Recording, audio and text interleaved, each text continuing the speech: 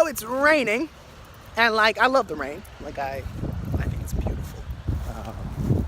When things, yeah, when being in the rain, it's really interesting because like as a kid, I used to love being in the rain all the time. Like when the rain came, it was like a cool thing. Sun showers are like one of my favorite states to be outside in. But then like you get older and you start thinking, oh, I don't want to get sick, blah blah blah blah. And like we do these things, like yeah, we do these things that just like take us away from things that just make us alive. Anyway, unfortunately, the rain does not work best for when you're trying to record on video. So I am going to hop under this pavilion over here, and yeah, I figure it's a good time. I'll probably be doing a couple of videos under the pavilion,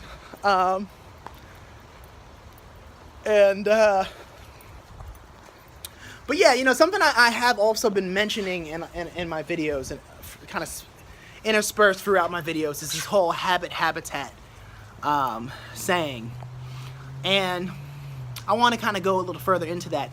It's the whole idea that you can't spell habitat without habit, and that there's a habit and different kinds of habits that exist in every habitat, in every environment. And I think that connection is a really important one. And understanding the habit that exists in your habitat, what habit is enacting and empowering your habitat is a really important idea to kind of look at and consider. Because yeah, our habits create habitats. They just do. And that's why those words are within one another. That's why habit is just 2 letters away from habitat. And I'm pretty sure the 2 letters H-A-B-I-T-A-T, yeah, at, the word at is also in habitat, because I think the habit, any habit that we hold shows us where our habitat is at. And I think our habitat shows where our habits are at, and where the habit that we might want is at. And yeah, you could tell. You know, some of my dad would say to me, and I think my mom would say it to me too. Probably they still would if whenever they had a chance. But like something that they say to me is that you know, your room reflects your mind. And I have found that to be 100% true, that like when I'm kind of a mess, my room's kind of messy. When I'm a little more together, my room gets together somehow. And so I think this is just an example. Like if you want to kind of get a sense of where you're at, look at your surroundings. Look at your surroundings and look at what surrounds you, and look at the stories that surround you. You know, I think we live our lives through the stories that surround, that and envelop us and inspire us. And I think those stories that surround us, envelop us, and inspire us, they uniquely define and reveal and manifest the stories that we choose to speak. And that those stories we choose to speak ultimately determine the story of our lives. And when we talk about changing our habits, when we talk about changing our surroundings, our habitat, I think we talk about changing the stories that we choose to speak. I think when we change those stories, we change what stories speak to us. When we change our habits, we change what the habitat, what happens in the habitat, and what can happen to us in that habitat. And when those habits change, when the stories that speak to us change, so does the life we live.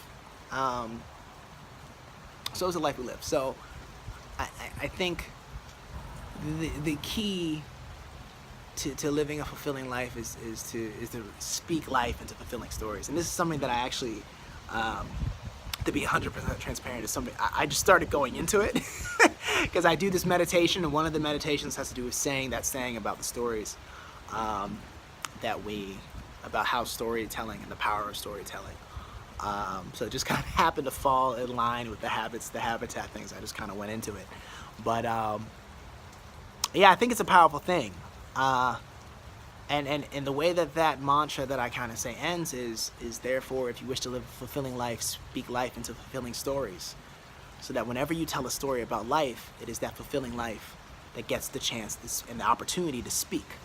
I think our habits create our habitat. I really strongly believe that. And I believe that focusing on having better habits, habits that reflect the habitat that you want to be in, the place that when you look at the better version of yourself, the habits that better version is at, you know. I was trying to say that in a creative way. But yeah, the place that you'd bring your habits at if you were the person that you wanted to become. I think that's a there state kind of form of creating, again, which is kind of where I'm at, so I guess that's why I'm bringing it to the table. But yeah, I think it's just critical. It's critical, man. It's critical. So, and yeah, and there was a video in particular where I talked about habits of hesitation. Hesitation habits. Habits that just breed a habitat of doubt and confusion and lack of clarity and negativity. So I think we create habits that support a habitat of those things that we get pissed off about. We're like, oh man, everyone just complains so much. Well, our habits are creating a habitat where that's what surrounds us.